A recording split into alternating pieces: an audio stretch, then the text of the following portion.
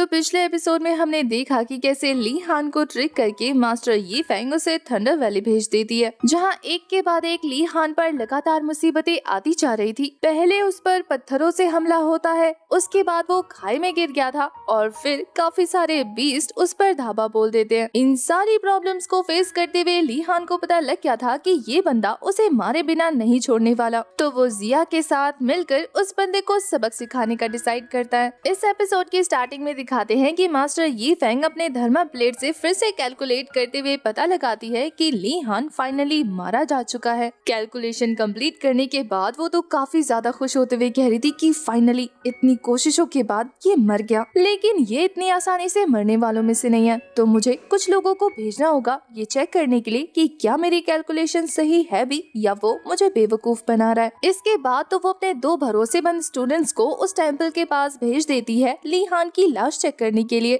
वो दोनों स्टूडेंट्स उस टेम्पल के बाहर पहुंचने के बाद ये कह रहे थे कि हमारे पवेलियन मास्टर तो काफी ज्यादा स्ट्रॉन्ग थे ना, यहाँ तक कि हमारे सेक्ट के कितने सारे एल्डर्स भी उन्हें नहीं हरा पाए। इतनी सारी पावर होने के बाद भी वो इतनी आसानी से इस छोटे से टेम्पल में मारे गए, इस बात को हजम करना बहुत मुश्किल है। दूसरा वाला बंदा कहता है कि अगर हमारी मास्टर यी फेंग ने इस बात को प्रिडिक्ट किया है तो इसका मतलब ये है कि ये बात सच है, क्योंकि वो कभी भी गलत प्रिडिक्शन नहीं करती। टेम्पल के अंदर जाने पर उन्हें वो बॉडी कहीं नहीं मिलती जो वो लोग देखने आए थे। ये देखकर वो और कंफ्यूज होते हुए कह रहे थे कि ये जगह तो काफी ज्यादा छोटी है, तो फिर बॉडी को कहाँ छुपाया होगा जो हमें नजर नहीं आ रही। जिया तो अपीयर होते हुए कह रही थी कि कितने बेवकूफ हैं, इतनी अच्छी जगह छुपाया था फिर भी नजर नहीं आ रहा, लगता है मुझे ही कुछ करना पड़ेगा। ये बोलने के बाद टेबल के ऊपर वो छोटा सा पत्थर गिरा देती है, जिससे उन दोनों का ध्यान वहाँ जाता है। टेबल क्लॉथ को हटाने के बाद उन्हें भूसे से बनी हुई एक बॉडी नजर आती है। जिया के इल्यूजन की वजह से उन दोनों को लग रहा था कि ये तो ली हान की बॉडी है। अब फाइनली उन्हें यकीन हो गया था, लेकिन ये बात उन्हें बहुत ज्यादा अजीब भी लग रही थी। तभी अचानक से वहाँ का माहौल काफी ज्यादा मिस्टीरियस हो जाता है। उन लोगों को किसी घोस्ट के आने का एहसास हो रहा था, और ये और कोई नहीं बल्कि हमारा हीरो ली हान है, जो ऐसे प्रिटेंड कर रहा था जैसे कि वो कोई घोस्ट हो, और वो सीधा आकर उन दोनों के कंधे पर हाथ रख के उन्हें बुरी तरीके से डरा देता है। ली हान की स्पिरिट का सोच कर तो उन दोनों की आत्मा ही निकलने वाली थी। ली हान को तो उन्हें पैनिक करता देखकर काफी मजा आ रहा था। वो आपस में ही उनके सर को लड़ाते हुए उन्हें बेहोश कर देता है। उन डिसाइपल्स को देखने के बाद यहाँ जिया और ली हान दोनों को ही पता लग गया था कि ये काम मास्टर यी फेंग का है। ली हान कहता है कि कितनी ज्यादा बेवकूफ है वो औरत, इतने फालतू के तरीके यूज किए हैं मुझे मारने के लिए, क्या वो थोड़ी सी और स्मार्ट नहीं हो सकती थी? उसे पकड़ना बहुत आसान था। जिया तो कह रही थी कि क्या ये वही औरत नहीं है जो लाइफ और डेथ को प्रिडिक्ट कर सकती है? कहीं उसने कुछ ऐसा तो प्रिडिक्ट नहीं कर दिया जो उसके लिए खतरनाक हो। ली हान कहता है कि ये हो भी सकता है और नहीं भी, इसके बारे में तो जाकर ही पता करना पड़ेगा। इसके बाद हमें ली उनहाई पवेलियन के एंट्रेंस का सीन दिखाया जाता है, जहां ली हान को वापस आता देखकर मास्टर यी फेंग के चेहरे का रंग ही उड़ जाता है। वो तो कह रही थी कि ये यहाँ आ रहा है, इसका मतलब ये है कि मेरी प्रिडिक्शन फिर से गलत निकली। आखिर ऐसा कैसे हो सकता है? मेरे प्रिडिक्ट करने के बाद भी ये बंदा मरा क्यों नहीं? गुस्से से उसका पूरा चेहरा लाल हो गया था। वहीं ली हान उसके पास आते हुए कहता है कि मेरी जर्नी बहुत ज्यादा बेकार थी, लगता है मास्टर यी फेंग को इसके बारे में पता लग गया, इसलिए तो शायद वो मुझे रिसीव करने आ गई। कहीं ऐसा तो नहीं मास्टर यी फेंग कि आप मुझे कुछ ज्यादा ही पसंद करने लगी हैं? ये पसंद करने वाली बात पे तो वो चिढ़ते हुए कह रही थी कि पसंद करना, मैंने असल में अपने धर्मा प्लेट से ये पता लगाया है कि आने वाले दिनों में तुम शुआनियन सेक्ट के लिए काफी बड़े डिजास्टर बनने वाले हो। तुम यहाँ के एल्डर्स समेत सभी स्टूडेंट्स को जान से मार दोगे। इसके बाद वो अपना स्वॉर्ड निकालते हुए कह रही थी कि मैं यहाँ आई हूँ तुम्हें मारने के लिए। वो तो काफी स्पीड के साथ ली हान के ऊपर अटैक थ्रो कर देती है।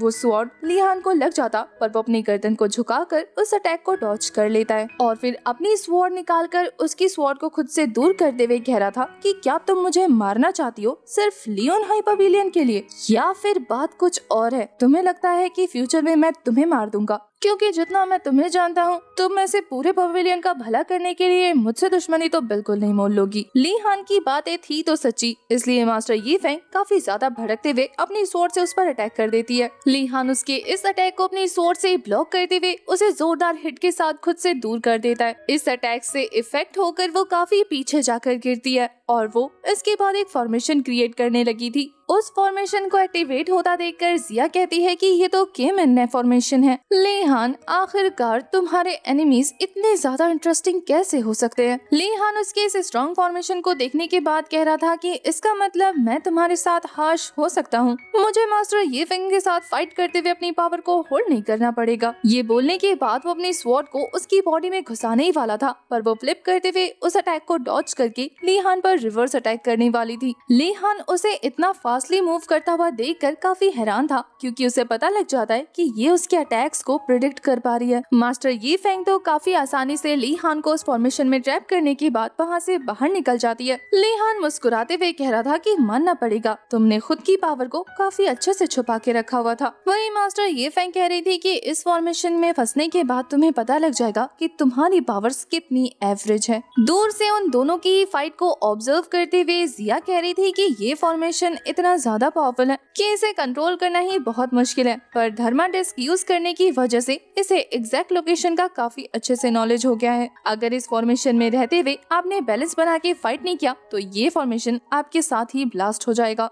जहाँ तक मुझे इस फॉर्मेशन के बारे में याद है तो इसे 5th जनरेशन गॉड्स के सन टियान दोजी ने पास ऑन किया था। जिया की बातें सुनने के बाद ली हान को पता लग गया था कि मास्टर ये फेंग कितनी चालाकी से इस फॉर्मेशन में फाइट कर रही है। वो उसके साथ अपनी जगह को स्वाइप करते हुए कह रहा था कि तुमने अपनी पोजीशन को बहुत अच्छे से होल्ड किया। वैसे मानना पड़ेगा, करंट पीक मास्टर को मनाना काफी मुश्किल रहा होगा ना, लेकिन फिर भी उन्हें अपनी बातों में फंसाते हुए मेरे खिलाफ भड़काना, तुम्हें लगा होगा कि तुम्हारे लिए ये काफी फायदेमंद सौदा है। मास्टर ये फेंग तो चिढ़ते हुए कह रही थी कि अगर तुम्हें पता लग भी गया तो तुम क्या कर लोगे मेरा? क्या तुम्हारे पास अब वो एबिलिटी है कि तुम मुझे हर्ट कर पाओ? ली हान तो हंसते हुए कह रहा था कि मेरे पास इतनी पावर है कि मैं 3 मूव्स में ही तुम्हें आराम से हरा सकता हूँ। वो उसे थम्स डाउन करके दिखाते हुए कह रहा था कि तुम्हारी एबिलिटी मेरे सामने कुछ भी नहीं है। वो तो ये सुनकर गुस्से से भड़कते हुए अपनी स्वॉर्ड को लेकर ली हान की तरफ तेजी से बढ़ने लगती है। ली हान कहता है कि देखा कितनी ज्यादा इम्पल्सिव होकर अटैक को करती हो, खुद को लेकर और खुद की पावर को लेकर कोई भी कॉन्फिडेंस नहीं है। ली हान उसे अपनी तरफ बढ़ता हुआ देखकर अपनी स्वॉर्ड को जमीन पर धंसा देता है, जिससे उसके आसपास विंड फॉर्मेशन क्रिएट हो गई थी। मास्टर ये फेंग उस फॉर्मेशन के अंदर एंटर हो गई थी तो ली हान कहता है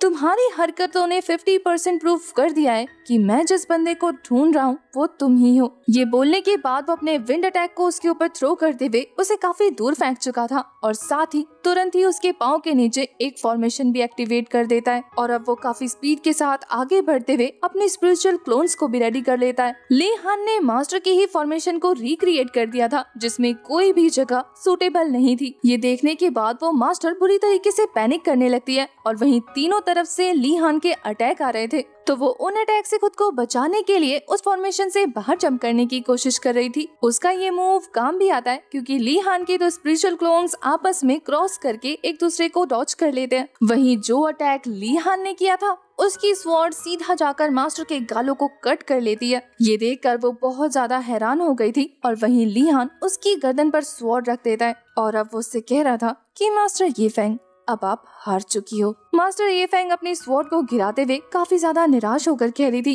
कि मैंने सारी चीजें ट्राई करके देख ली लेकिन फिर भी जो डेस्टिनी में लिखा हुआ था वही हो रहा है। मैं अपनी कैलकुलेशन पावर को यूज करने के बाद भी अपनी डेस्टिनी को बदल नहीं पाई। मास्टर ये फेंग ने हार मान ली थी तो इसलिए ली हान वहाँ पर मौजूद उस फॉर्मेशन को वैनिश कर देता है। मास्टर ये फेंग काफी ज्यादा इमोशनल होते हुए ली हान से कह रही थी कि मैं अपनी डेथ को कबूल करने के लिए तैयार हूँ, लेकिन यंग पवेलियन मास्टर आपको बताना होगा कि आखिर आप मुझे मारना क्यों चाहते हैं। मैं जानना चाहती हूँ कि आपके हाथों मेरी लिखी हुई मौत की वजह क्या है। ली हान काफी ज्यादा कंफ्यूज होते हुए कह रहा था कि मैं तुम्हें मारने वाला हूँ, पहले तो शुरुआत तुमने की थी ना, तुम मुझे मारने वाली थी। मास्टर ये फेंग कहती है कि मैं आपको मारने वाली थी क्योंकि आप मुझे मारने वाले हैं, मैं बिना वजह जाने नहीं मरना चाहती। ली हान कहता है कि मैं तुम्हें फिजूल में क्यों मारने आऊंगा, पहले तुमने मुझ पर अटैक किया था ना, इसलिए तो मैं तुम पर अटैक कर रहा हूँ। ये सुनकर तो मास्टर ये फेंग अपने धर्मा प्लेट को निकाल कर दिखाकर कहती है कि देखिए इसमें मेरा फेट है कि आप मुझे मारने वाले हैं। ली हान भी उस धर्मा प्लेट की प्रेडिक्शन को देखकर काफी ज्यादा कंफ्यूज था।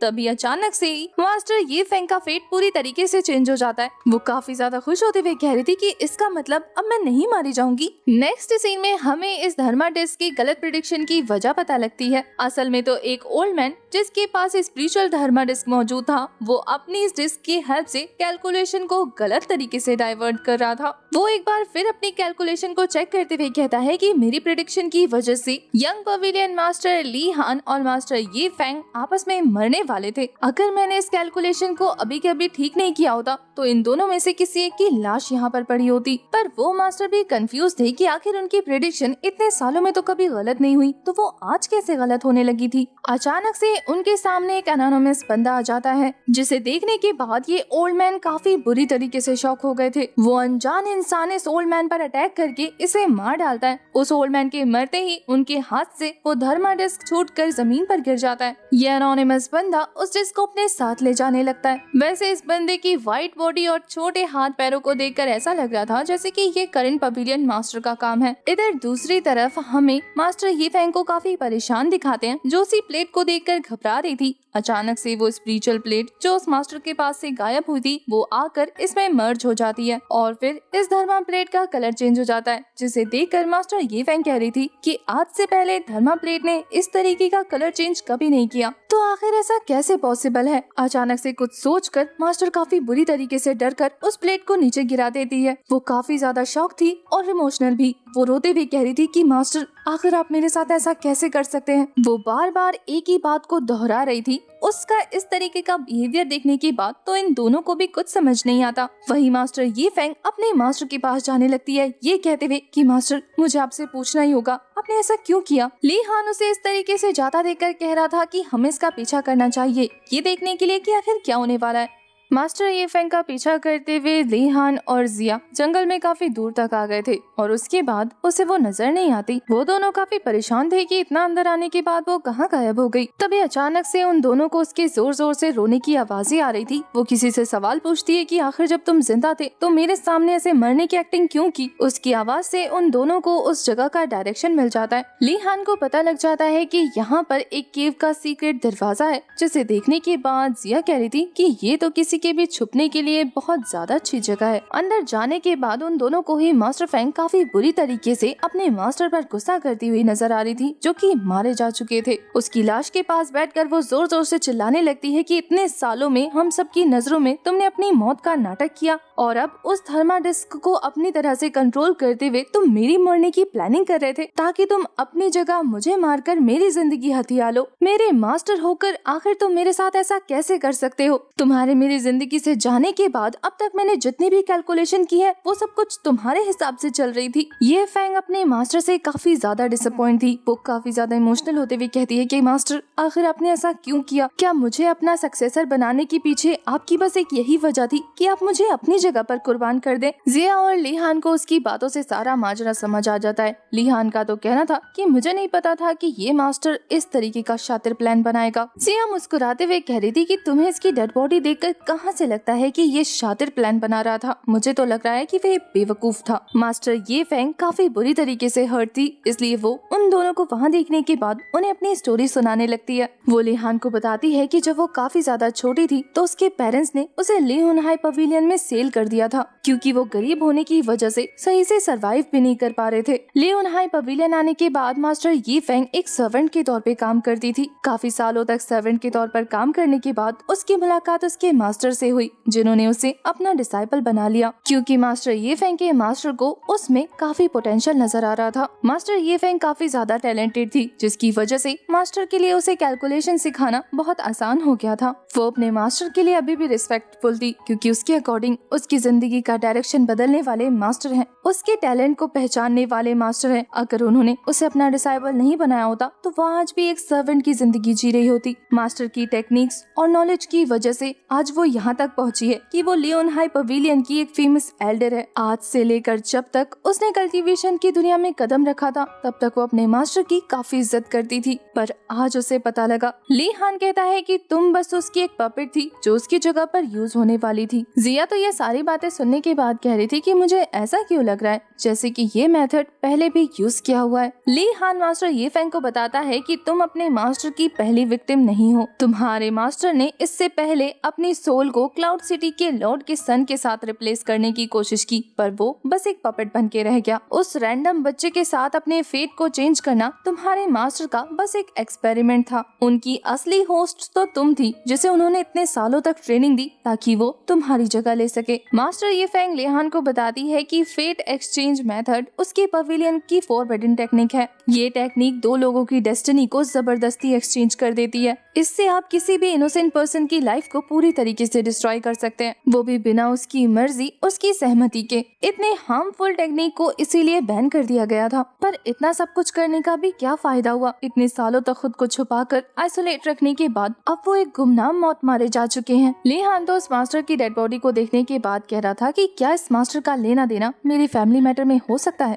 यहाँ वो मास्टर ये फेंग से कह रहा था कि अगर तुम मुझे नहीं उकसाती तो आज तुम्हारी जान जाते जाते नहीं बचती। मास्टर ये फेंग चिढ़ते हुए कह रही थी कि सच में मुझे इस पैटर्न के बारे में कुछ भी नहीं पता था। मैं तो बस अपने फेट से डर गई थी और इस बात से परेशान थी कि मैंने तुम्हारा क्या बिगाड़ा है जो तुम मुझे मारने वाले हो। अगर मुझे अपनी लाइफ को लेकर कंफ्यूजन नहीं होती तो मैं तुम पर अटैक क्यों करती। जिया उसकी सारी बातों को सुनने के बाद कह रही थी कि कितनी बदकिस्मत लड़की है। लिहान मास्टर ये फेंग को तसल्ली देते हुए कह रहा था कि तुम्हें अपने मास्टर की ज्यादा फिक्र करने की जरूरत नहीं है। वैसे भी उसकी डेस्टिनी में उसकी मौत लिखी हुई थी और वो वैसे ही लोगों के सामने सालों पहले मारा जा चुका है। ये जगह उसने खुद के लिए चुनी थी जो अब उसकी कब्र बन गई है। तुम्हारा इन सब से कोई लेना देना नहीं है, इसलिए तुम इन सब से बाहर रहो। वैसे भी तुम्हारे मास्टर की लाइफ एक जोक बनकर रह चुकी है। बस आगे इस बात का ध्यान रखना कि तुम्हें क्या करना चाहिए, क्योंकि तुम्हारे मास्टर तुम्हारी जिंदगी बर्बाद करने वाले थे। तो अब कोशिश करना कि उनके सिखाए हुए पाथ पर मत चलना। लिहान जिया के साथ वहाँ से वापस जाते हुए कह रहा था कि इस मास्टर की बॉडी में कहीं भी चोट के निशान नहीं है। ऐसा लग रहा है कि जिस किसी ने भी इसे मारा है उसने बिना हर्ट किए मारा है। किसी भी देखने वाले को ऐसा लगेगा जैसे कि इस बुढ़े की मौत नेचुरल तरीके से हुई है, जबकि ऐसा नहीं है। जिया कह रही थी कि मारने वाले ने ऐसी टेक्निक का यूज किया है जिसमें ज्यादा एफर्ट ना लगे। दोनों ही एक साथ शॉक होते हुए उस पावरफुल टेक्निक का नाम ले रहे थे जो था पावरफुल कर्स टेक्निक। लिहान तो कहता है कि अब बस उसे पता लगाना है जिसने इस कर्स को यूज किया हो। सीन शिफ्ट होता है और अब हमें काफी दिनों बाद लेंगहुआन को दिखाते हैं जो कि इल्यूजन टेक्निक को प्रैक्टिस कर रही थी। तभी उसके पास एक तिलिस्मान आता है जिसे देखकर वो काफी कंफ्यूज लग रही थी और हमें पता लगता है कि ये तिलिस्मान और किसी ने नहीं बल्कि लिहान ने उसके पास भेजा है, जो उसके पास आते हुए उसके उस इल्यूजन से बने हुए कप को ट्राई करते हुए कह रहा था कि क्या बात है, तुम तो काफी अच्छी हो गई हो।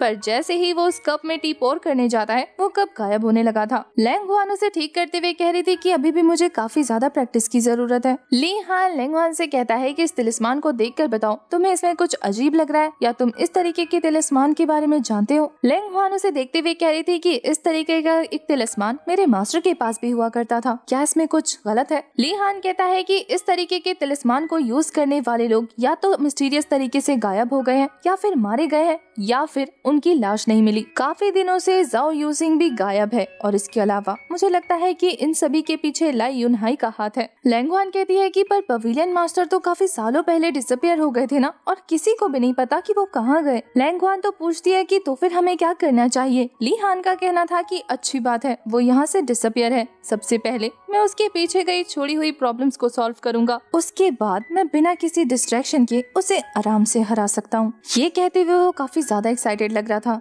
इसके बाद वो अचानक से सीरियस होते हुए लेंगहुआन से पूछता है कि क्या इस लिंगहुआन पवेलियन में कोई कर्स टेक्निक को यूज करता है। लेंगहुआन कहती है कि तुम इतने सारे सवाल क्यों पूछते हो, क्या तुम मुझे अपने मसलों में खींचना चाहते हो। लिहान कहता है कि तुम्हारा ये लिंगहुआन पवेलियन ऑलरेडी काफी बड़ी मुसीबत में पड़ा हुआ है, तुम मेरे साथ हो इसीलिए सेफ हो। लेंगहुआन को इस बात पर यकीन नहीं था। तभी अचानक से वहाँ जिया पेयर होते हुए लिहान से कहती है कि अगर तुम मुझे फिजिकल बॉडी यूज करने की परमिशन दो तो तुम्हारे लिए मैं इसे इन्वेस्टिगेट कर सकती हूँ। लिहान जिया को देखने के बाद कह रहा था कि ये डिवाइन प्रिंसेस सच में काफी ज्यादा काम किया, लेकिन फिलहाल मेरे पास एक अच्छा सा मेथड है। इधर हमें मास्टर ये फेंग को दिखाते हैं जो कि अपने पवेलियन के बाकी सारे एल्डर्स को मास्टर के छोड़े हुए खजाने को डिस्ट्रीब्यूट करने वाली थी। वो सभी लोग तो इस बात से काफी ज्यादा खुश नजर आ रहे थे। तभी वहाँ पर लिहान की एंट्री होती है, जिसे देखने के बाद ये फेंग अब उसे दिल से रिस्पेक्ट देते हुए कह रही थी कि मास्टर आखिर आप यहाँ क्या करने आए हैं। लिहान तो कहता है कि मुझे पता करना है कि कर्स टेक्निक को यूज करने वाला कोई जो भी पर्सन है वो लिंगहुआन पवेलियन में कहाँ पर है। क्या तुम अपने डिवाइन डिस्क का यूज करते हुए उसका पता लगा सकती हो? वो तो कहती है कि हाँ, और फिर वो अपने धर्मा डिस्क को बाहर निकाल कर कैलकुलेट करते हुए लिहान को बताती है कि जिस पर्सन ने कर्स का यूज किया है वो लियोन हाइपरविलियन में मौजूद है। लिहान काफी ज्यादा कंफ्यूज होते हुए कह रहा था कि बस लियोन हाइपरविलियन में है। वो मुस्कुराते हुए कहती है कि हाँ, वो लियोन हाइपरविलियन में है। लिहान काफी गुस्से में कहता है कि वही तो पूछ रहा हूँ, लियोन हाइपरविलियन में एग्जैक्ट कहाँ पर है? वो तो कहता है कि छोड़ो छोड़ो, रहने दो, लगता है तुमसे नहीं हो पाएगा। वो भी मुंह बनाते हुए कह रही थी कि लगता है मैं अभी तक इतनी ज्यादा स्किलफुल नहीं हूँ कि पता लगा पाऊँ कि एग्जैक्ट कहाँ पर है। लिहान का कहना था कि क्या कहा तुमने? वो तो कहती है कि मास्टर, मैंने कहा कि जिस बंदे को आप ढूंढ रहे हैं उसके लिए कैलकुलेशन करने की कोई जरूरत नहीं। शायद मैं जानती हूँ कि जिस बंदे को आप ढूंढ रहे हैं वो एग्जैक्ट कहाँ पर है। लिहान अब काफी ज्यादा एक्साइटेड होते हुए पूछ रहा था कि कहाँ पर है, इससे पहले कि वो उसे कुछ बता पाती। इसी के साथ हमारा ये वाला एपिसोड हो जाता है खत्म और मेरी तरफ से आप सभी को हैप्पी दीपावली।